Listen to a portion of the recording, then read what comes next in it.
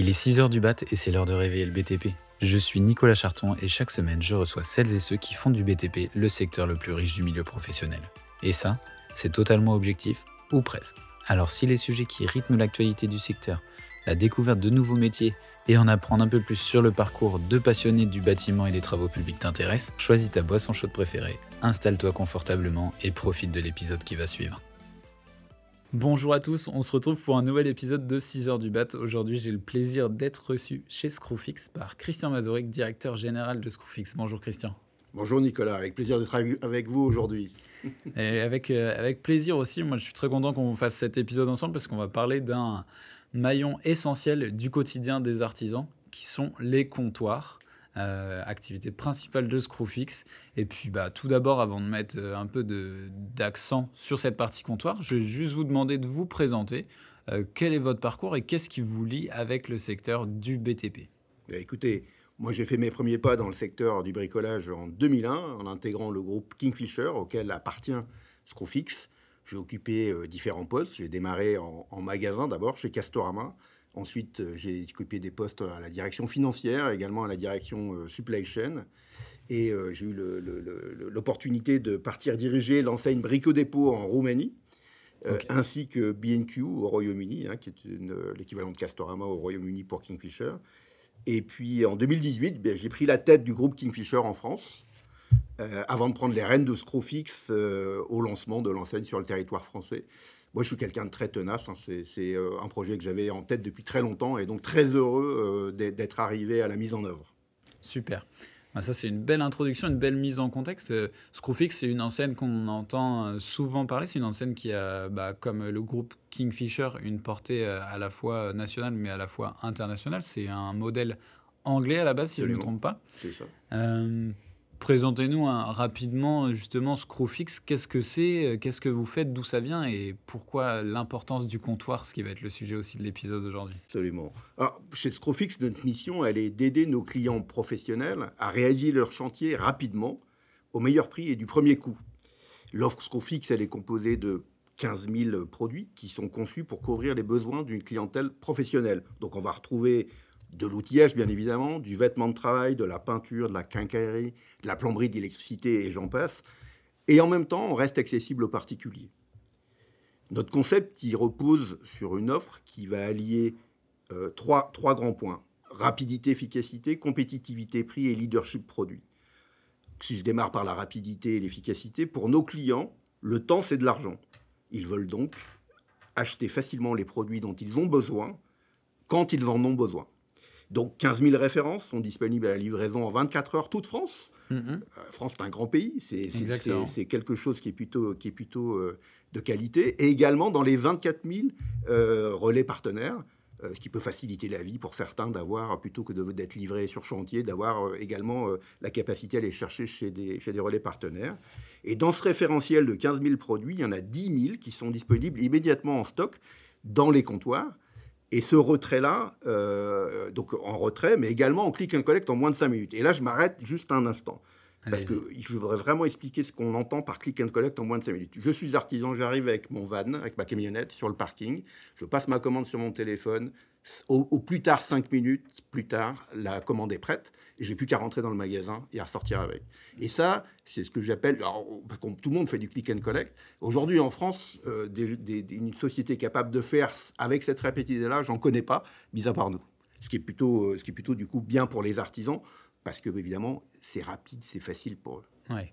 Et surtout que le temps dans le quotidien d'un artisan, agencer son agenda, agencer ses chantiers, ses commandes fournisseurs, récupérer son matériel, tout ce casse-tête un peu de la semaine dure, la semaine fait 7 jours, la journée dure que 24 heures. Il faut savoir être un grand gymnaste pour organiser tout ça et réduire un peu toutes ces frictions entre tous ces éléments à agencer. C'est bien sûr un élément essentiel et c'était une bonne idée de le rappeler dès le début. Mais ce qui nous rassemble vraiment aujourd'hui, c'est cet aspect comptoir, parce que le comptoir, c'est un peu l'endroit de rencontre, c'est un peu le maillon essentiel aussi du quotidien de l'artisan. Il est habitué à fonctionner comme ça. Mais on voit aussi des modèles un peu différents se développer. Pourquoi, à votre avis, la vente au comptoir ça reste quand même crucial dans le quotidien, dans le BTP. Je vais y venir, mais je vais continuer à vous parler d'éléments, de concepts Ouais. qui sont importants aussi. Nos comptoirs, ils sont par ailleurs ouverts sur des horaires étendus, 7 jours sur 7. Ouais. Et ça aussi, c'est très important parce que sur le fond, un chauffagiste qui a un client à dépanner un samedi ou un dimanche, eh bien chez Scrofix, il trouvera les pièces qu'il a besoin pour réparer, pour aller dépanner ce client-là.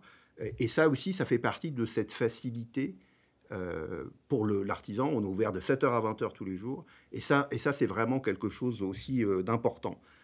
Pour les artisans aussi, compétitivité-prix. Parce qu'on sait bien, on est dans un marché, dans un modèle où il y a eu beaucoup d'inflation ces dernières années. Et puis les professionnels, ils sont comme tout le monde. Ils aiment faire des bonnes affaires. Et chez nous, on leur propose des prix transparents, hein, ça c'est un point extrêmement important, et compétitifs.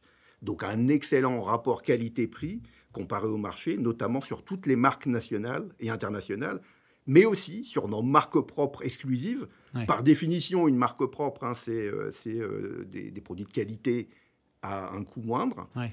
Et chez nous, en plus, on les a développés aux spécifications professionnelles. Et donc, du coup, on est capable, à nouveau, et le principe de la MDD, on l'a vu dans ce qui s'est passé dans les mois passés, notamment dans l'alimentaire, c'est quelque chose qui attire parce que c'est des produits de grande qualité, mais un petit peu moins chers que des produits de marque.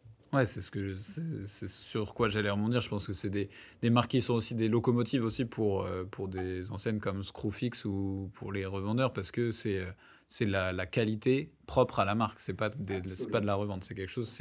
Ça démontre aussi de l'expertise et de la connaissance de la marque sur ce secteur-là, quoi. Et dernier point pour nous sur le concept. Sur leur chantier, la réputation des artisans est en jeu. Hein. Ils ont souvent des garanties décennales. Et donc, ils veulent des produits de confiance et de qualité professionnelle. Et c'est ce qu'on leur propose, bien évidemment, y compris sur nos marques exclusives. Et c'est vraiment, vraiment important. Un produit qui a été mis en œuvre et qui n'est pas de bonne qualité et qui doit changer, il faut qu'il retourne sur le chantier, etc., etc. Outre le fait que le client ne peut pas être content, ça va faire perdre beaucoup de temps et d'argent. Et donc, c'est véritablement aussi ce point-là très important. Au fur et à mesure du déploiement qu'on a fait en France, on a intégré de nouveaux services. Et je ne veux surtout pas oublier de parler de celui-ci parce que c'est un service extraordinaire. Donc, on a lancé ce qu'on appelle un service sprint. Donc, sprint, évidemment, on a cette notion de vitesse. C'est un service de livraison en moins de 60 minutes. Donc, ça veut dire qu'un artisan qui est sur son chantier et il lui manque un produit de mise en œuvre, il lui manque un consommable, il lui manque un outil, eh bien, nous, on est capable de le livrer en moins de 60 minutes. Il suffit qu'il nous appelle. Voilà. Et ça, c'est aussi ce qui fait partie du modèle Screwfix, un peu secouer un petit peu des habitudes, des pratiques pour rendre service à l'artisan. On sait qu'en moyenne, un artisan qui sort de son chantier, il perd entre 2 heures et 3 heures pour aller chez son fournisseur chercher le produit. Là, voilà. Là, il peut continuer tranquillement à faire son chantier et on lui propose le produit dans la foulée. Et c'est un service qu'on a lancé, nous, au départ, on a testé, on s'est dit, est-ce qu'il va y avoir de l'appétence, etc., etc. On a testé ça en métropole lilloise, et finalement, on a déployé sur tous les comptoirs en début 2024, et voilà, et nos clients sont enchantés, enchantés, parce que c'est quelque chose qui est quasi unique en France, hein, en tout cas dans cette partie-là de métier. Oui, bien sûr. C'est surtout le moyen aussi de résumer un peu ces propos, c'est de dire que Screwfix est basé quand même sur deux aspects, une compétitivité prix-qualité et surtout une volonté vraiment d'être rapide et efficace. Absolument. Et d'ailleurs, ce modèle, il s'inspire directement de celui de Screwfix au Royaume-Uni. On en parlait tout à l'heure. Et je veux juste rappeler que Screwfix au Royaume-Uni, c'est l'une des plus belles réussites du secteur. C'est plus de 920 magasins ouverts en l'espace de 15 ans. Et donc, c'est quasiment plus d'un magasin ouvert par semaine dans les 10 dernières années. C'est effectivement un développement absolument extraordinaire. Alors, je reviens à votre question parce que j'ai un peu dévié. On va passer au comptoir. La vente au comptoir. Alors, pour moi, elle a vraiment deux bénéfices pour les clients professionnels. D'abord, c'est le format qui est fondé sur une expérience complètement omnicanale. Et puis, ça leur offre un parcours vraiment rapide. À nouveau, avec toujours cette idée de leur faire gagner du temps et donc de l'argent et leur permettre de retourner extrêmement rapidement sur leur chantier. Ça nous permet aussi de l'offrir un espace de rencontre qui est privilégié avec nos collaborateurs, qui sont plutôt experts et qui sont de véritables partenaires au quotidien pour nos clients. Et ça, c'est vraiment les deux éléments clés. À nouveau, moi, je suis toujours enchanté quand je suis en comptoir et que je vois des artisans qui arrivent. qui font leurs achats, mais qui discutent avec les collaborateurs. On voit bien, et tout le monde se tutoie, il y a une forme de sympathie. Oui. Et donc, on fait presque, nos équipes font partie de l'équipe de l'artisan. Et moi, pour moi, c'est quelque chose de très fort. Et puis, on se retrouve aussi dans une situation, on a des artisans qui arrivent le matin à 7 heures et ils amènent les croissants, on leur offre le café.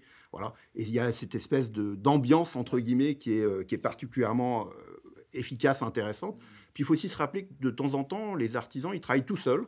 Donc, ils passent la journée sur leur chantier, tout seuls.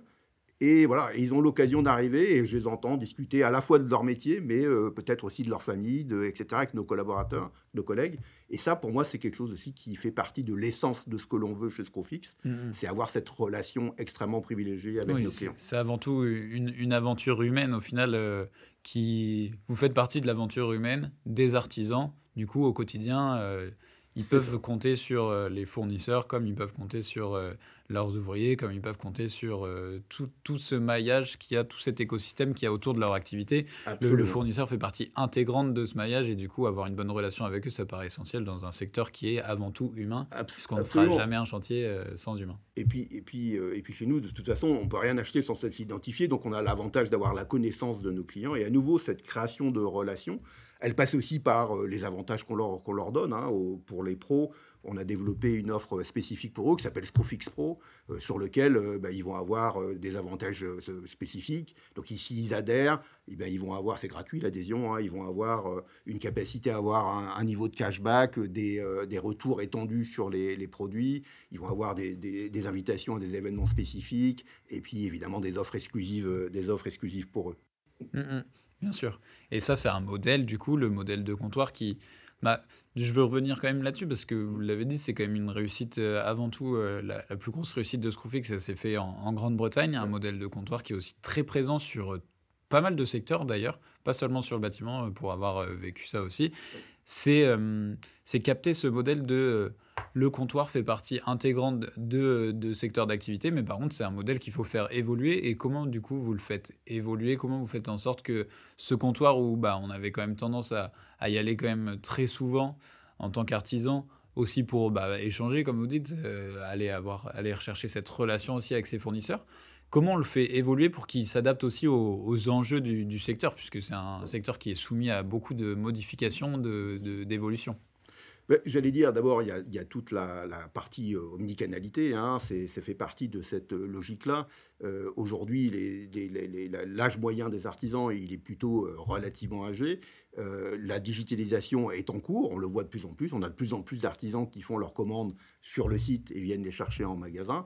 Et donc, c'est finalement rentrer doucement dans les pratiques, toute cette logique-là. Et qui permettent à nouveau de servir leur efficacité. Et ça c'est vraiment fort. C'est quand je parlais du click and collect, à nouveau, c'est une proposition unique. Si on parle du sprint, là aussi, c'est faciliter leur vie. Et puis chez nous, il n'y a rien en libre-service quasiment. Il y a quelques consommables en libre-service, sinon tout le reste, c'est de la commande au comptoir. Ouais. Et c'est justement de continuer à faire évoluer cette relation dans ce monde qui est de plus en plus en train de se digitaliser, un peu de se déshumaniser. Comment on continue à avoir ça? C'est un peu à contre-courant.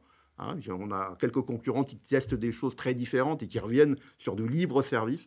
Moi, je suis convaincu que cette relation-là, elle est extrêmement importante. Et à partir du moment où il n'y a pas d'autre moyen d'acheter que de parler à quelqu'un, moi, ça me paraît être la bonne solution. Donc l'évolution, peut-être un peu à contre-courant, mais c'est d'être dans l'humanisation plutôt que dans la déshumanisation. Il y a quelque chose qu'on n'a pas évoqué aussi dans la présentation de Screwfix, c'est l'agencement des magasins aussi. Le type de surface, comment c'est organisé, parce que du coup, cet aspect comptoir, quand on entre dans un magasin Screwfix, on le voit vraiment qu'il y a une toute petite surface de vente. Et justement, toute cette partie stockage où les produits sont disponibles, justement pas en libre service, mais avec l'ensemble du personnel, c'est quelque chose qui est très ancré Screwfix aussi, ce genre d'agencement. Vous avez la concurrence fait aussi ce genre de choses. Nous, on a très très peu de libre service. Pourquoi on le fait à nouveau? C'est parce que dans notre concept, on veut être d'une rapidité extraordinaire. Et donc, on a construit tout notre entrepôt. La surface de vente, elle permet d'accueillir le client avec quelques produits consommables de tous les jours en libre service. Mais cette partie entrepôt, elle est majeure. Pourquoi? Parce qu'elle permet à nos collaborateurs de traiter les commandes en un temps record. Donc, Vous arrivez, vous êtes artisan, vous avez 4-5 produits dont vous avez besoin. La commande est passée. c'est envoyé sur un terminal mobile. Le terminal mobile va un algorithme qui va aller calculer le nombre de pas minimum pour aller chercher la commande du client. Et en moyenne, en 3-4 minutes, le produit est arrivé, servi au comptoir. Ouais. Et donc, c'est véritablement ça qui fait la force. Alors, c'est un peu à contre-courant de tout ce qu'on a appris. Le libre-service, depuis 50 ans, on nous parle du libre-service. Moi, je crois beaucoup à ce modèle-là parce qu'il est beaucoup, beaucoup plus efficace en réalité que du libre-service, où le client se retrouve confronté à chercher lui-même. Et c'est un mode de fonctionnement qui est intéressant, à la fois aussi pour nos collègues, parce qu'y compris, vous ne verrez jamais que personne courir dans nos entrepôts. D'abord, courir dans un entrepôt, c'est sans doute pas une bonne idée, mais le fait que ce logiciel permet de calculer le nombre de pas minimum, c'est bon pour nos collaborateurs aussi, parce que du coup, ils font les choses avec sérénité, et ça, c'est important. Ça me permet d'embrayer sur un maillon essentiel. Dans l'activité de comptoir, il y a deux mondes qui se rencontrent vraiment, et deux maillons essentiels. Il y a l'artisan qui vient chercher ses produits, et il y a aussi tout le personnel présents dans les entrepôts, dans les surfaces de vente, qui ont un rôle vraiment essentiel. Le rôle du personnel dans les comptoirs Screwfix et dans l'activité de Screwfix, il est vraiment essentiel. Comment vous le percevez, vous, du coup Alors moi, j'allais dire, chez nous, on est très très clair. Le responsable du comptoir, il n'a que deux priorités. La première, c'est de s'occuper de son client. Et la deuxième, c'est de faire grandir ses équipes. Et ça, c'est aussi important que s'occuper du client, parce que des équipes pour lesquelles on a mis les moyens, dans lesquelles on met les formations qui leur permettent de se développer, c'est aussi des gens qui sont heureux de venir travailler et donc qui, par définition, donneront du coup aussi un service client qui est de meilleure qualité. Et ça, c'est quelque chose de véritablement important, parce que la relation que l'on veut avoir avec les professionnels que nous accompagnons, c'est de se construire cette relation durable et personnalisée avec eux. Et donc, nos collaborateurs sont de véritables partenaires pour accompagner nos clients dans la réalisation de leur chantier. Ils sont référents dans nos comptoirs. Ils sont en charge de préparer les commandes clients afin, à nouveau, toujours de servir cette efficacité, mais humaine. C'est ce que je rappelais tout à l'heure. Les artisans, à nouveau, de temps en temps, peuvent venir avec des problématiques autres que leur chantier. Et ils discutent avec nos collaborateurs. Et généralement, ça leur fait aussi du bien, comme ça fait du bien à nos collaborateurs, d'avoir cette relation un peu plus personnalisée que juste d'avoir une relation transactionnelle sur des achats. Et ils sont là, nos collaborateurs, évidemment, pour guider aussi et conseiller, parce que les artisans, par définition, savent. C'est eux les experts, mais là aussi on est là pour les aider, et puis on essaye d'organiser avec eux des événements, on leur fait visiter la partie arrière, bien sûr, parce qu'ils n'ont pas accès au final. Pour qu'ils comprennent aussi cette rapidité, cette efficacité à leur service, et aussi pour leur présenter notre concept. Il faut reconnaître qu'on a un concept qui est un peu particulier, qui est un peu différent des autres, et donc il faut expliquer la différence. Et puis ce qui est vraiment très très très très satisfaisant, c'est qu'une fois que les artisans ont compris qui on est et en quoi ils ont intérêt à venir acheter chez nous, eh bien, ils reviennent. Et c'est ça qui est important. Et si je prends des exemples, mais score de satisfaction client, on est à, je ne sais pas si vous connaissez le principe du Net Promoter Score. Bien sûr. Voilà, mais on est à plus de 85, ce qui est excellent. Et ça, à nouveau, c'est pour moi un vrai signe de succès de notre enseigne. Parce que si les clients sont satisfaits, ils reviendront. Et ça c'est quelque chose qui est au cœur de qui on est aussi. C'est cette qualité de service qu'on veut absolument continuer, développer avec nos clients, avec cette relation particulièrement humaine et personnalisée. Et puis, quand vous allez choisir un bon restaurant, vous regardez les notes Google. Ouais, bien sûr. Chez nous, les notes Google, c'est 4,8 sur 5.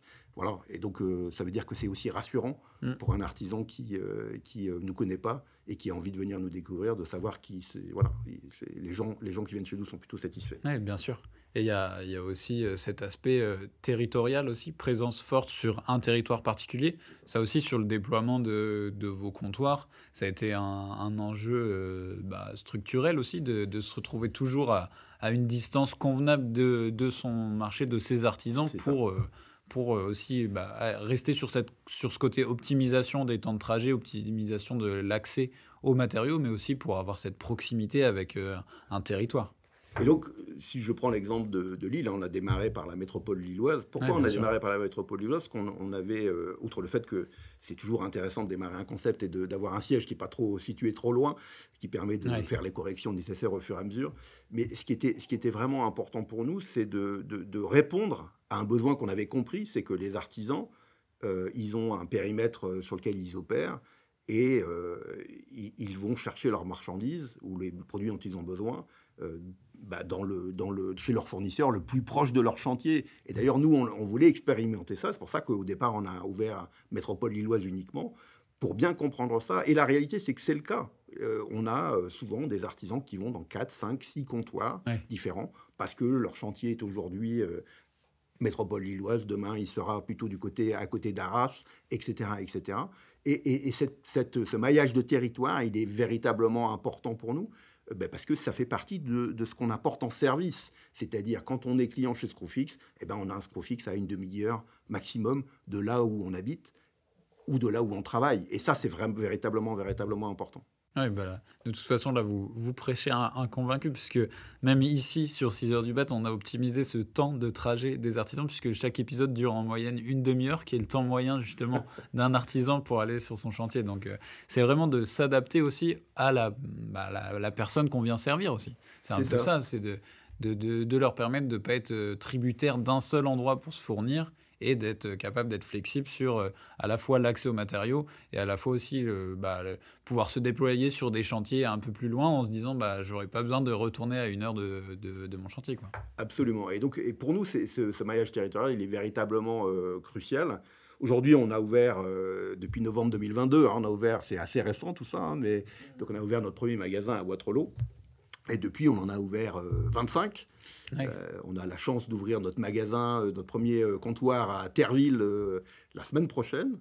Et on va continuer comme ça avec à nouveau une ambition de développement rapide, avec un potentiel pour nous en France qui est de l'ordre de 600 magasins à terme. Donc, pour pouvoir effectivement avoir cette capacité à servir nos artisans dans leur environnement local de la meilleure manière possible. Et ça, c'est vraiment fait partie de ce qu'on appelle nous aussi rapidité, efficacité dans notre concept. C'est vraiment un point majeur important.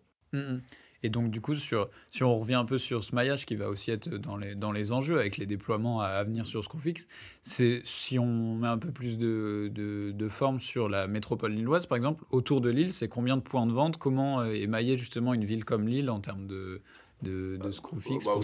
Aujourd'hui, on a 16 magasins dans les Hauts-de-France et on a encore du potentiel sur Lille. Après, je ne peux pas vous en dire plus parce que, évidemment, je ne voudrais pas que mes concurrents comprennent ou comprennent trop la stratégie. Mais évidemment, il y a des villes où on va pouvoir continuer à augmenter parce qu'il y a encore du potentiel. Aujourd'hui, on a couvert tous les axes cardinaux. Voilà. Après, il y a sur l'île, évidemment, une population importante. Et donc, il y a capacité à rendre encore les choses un peu plus simples. Voilà, mais je ne peux pas vous en dire beaucoup plus, je ne voudrais pas dévoiler ça. J'aurais essayé, mais c'était surtout pour voir aussi le périmètre, parce que en général, autour d'une métropole, là où l'artisan perd le plus de temps, c'est sur le périphérique, et de se dire que justement, à chaque coin... Oui, mais rappelez-vous, l'avantage chez Screwfix, c'est qu'on a Sprint. Oui, il y a aussi cet aspect-là. Ouais. Et donc, j'allais dire, même si on n'a pas de comptoir, on peut livrer en moins de 60 minutes. Voilà. Et évidemment, l'élément physique est toujours important. Mais j'allais dire, en région lilloise, aujourd'hui, vous avez tous les comptoirs qu'il vous faut à moins de 20 minutes les uns des autres. Donc voilà. Et c'est ça l'objectif à terme d'être réalisé partout en France. Mais évidemment, ça prendra du temps, évidemment. C'est pas si facile ni si simple que ça. Ouais, c'est une vision pour le futur. Ça me permet d'embrayer sur cette question. C'est quoi, du coup, au-delà du développement national, les enjeux pour Screwfix là, dans les mois à venir, dans les années à venir? C'est quoi la vision Screwfix sur le territoire? Alors moi, je vais démarrer par un petit peu de contexte déjà sur le marché. Parce que le marché des professionnels, c'est globalement 30 milliards d'euros. Et c'est bien dans ce contexte-là qu'on a voulu lancer le déploiement progressif de Screwfix, qui, je le rappelle, s'inspire directement d'un modèle au Royaume-Uni.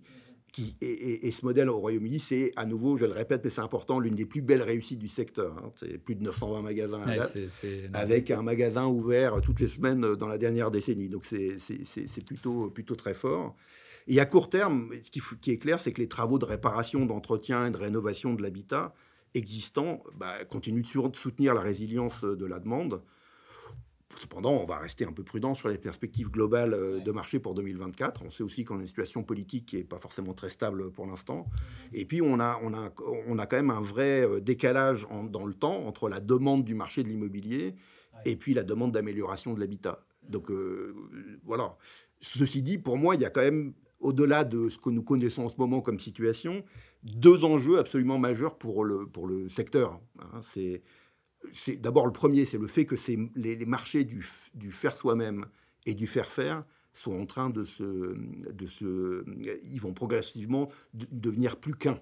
Ouais. On le voit, je ne vais pas citer de nom, mais on voit beaucoup d'acteurs qui faisaient que du bricolage, qui se mettent à faire du professionnel. On voit qu'il y a des acteurs qui faisaient que du professionnel, qui se mettent à faire du particulier. Ouais.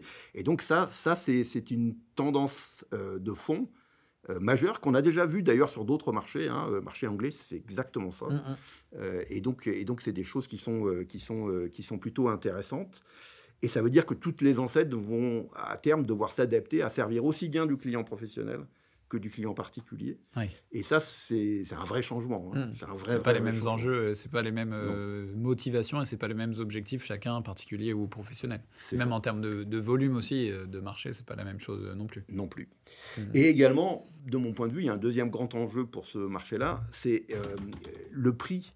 Il peut que devenir transparent.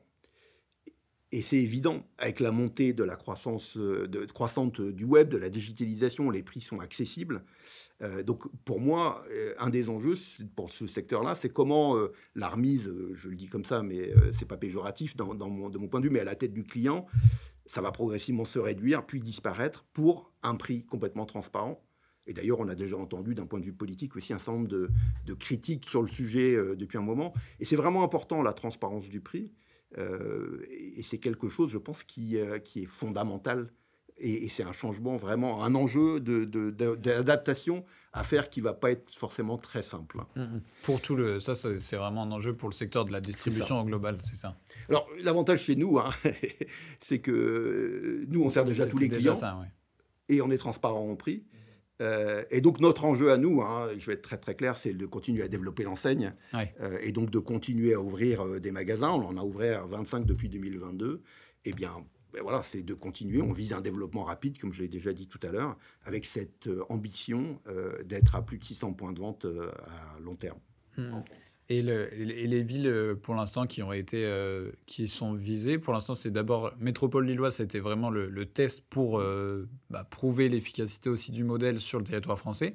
Il y a d'autres régions qui commencent à être maillées par Screwfix et qui vont être développées là. Je vous l'ai dit tout à l'heure, on a démarré dans l'Est, parce qu'on a ouvert à Moulins-les-Messes, on complète avec Terreville. Et puis voilà, après, je ne vais pas dévoiler trop la stratégie, vous comprenez bien pourquoi, parce que si je dévoile la stratégie, évidemment, les loyers vont augmenter avant que j'arrive. Oui. Et voilà, mais très clairement, on a une volonté de déploiement au national, à nouveau avec cette logique de maillage de territoire qui permet d'avoir, j'appelle ça des grappes, je ne sais pas si c'est le bon terme, mais des grappes de comptoir qui permettent vraiment dans la zone concernée, de couvrir les besoins des artisans. Voilà, mais on va continuer à avancer au rythme auquel on a déjà avancé depuis le début de l'année, depuis le début d'ailleurs. Et c'est intéressant d'ailleurs parce que chaque ville est différente et il faut regarder ça avec beaucoup d'attention. Et c'est un travail passionnant en réalité, un travail passionnant. De savoir couvrir sur le national, c'est vrai que selon la région, même l'activité bâtiment, travaux publics n'est pas la même. Il n'y a pas la même densité d'activité ou autre. Il y a des régions où on va être plus vraiment sur du travaux publics, d'autres sur plus du bâtiment, des régions où c'est de l'entrepreneur individuel, des régions où c'est plus des grosses boîtes. Enfin, c'est ça qui est aussi challengeant aussi dans ce marché-là qui est quand même énorme en termes à la fois de chiffre d'affaires, mais à la fois en termes de personnes qui font ce marché. Il y a des gros enjeux, clairement. Absolument. Et puis, j'allais dire, nous sommes un multispécialiste. Et j'allais dire, finalement, notre message, notre mantra un petit peu, c'est d'être toujours là, en tout cas, quand les artisans ont besoin de nous. Et ça c'est véritablement quelque chose d'important auquel on tient. À nouveau, avec cette qualité de service qui est vraiment le fondement ou la pierre angulaire de ce qu'est Screwfix, avec cette notion aussi de rapidité et puis de compétitivité prix, parce que j'allais dire, c'est dans la période dans laquelle on vit, on sait bien que les prix ont beaucoup augmenté, et nous on est vraiment sur ce sujet-là. Voilà, on est très fiers de notre positionnement de prix. Tout en maintenant à nouveau une vraie qualité de produit, c'est vraiment important. Et ça fait partie, voilà, De cette l'ADN, rapidité, quoi. cette efficacité de notre ADN. Et donc, on essaye de partager. Et voilà, et toujours avec plaisir de voir les scores de satisfaction client continuer à progresser, tout en étant déjà à des niveaux qui sont excellents. Donc si on résume, les enjeux actuels de Screwfix, c'est toujours de rester efficace, compétitif et au service des artisans sur un maillage territorial très précis. Et dans le futur, c'est de déployer ce modèle vraiment un peu partout et Absolument. avec ce maintien aussi de la satisfaction client et de cette relation client que vous développez à travers le personnel, à travers des événements, etc.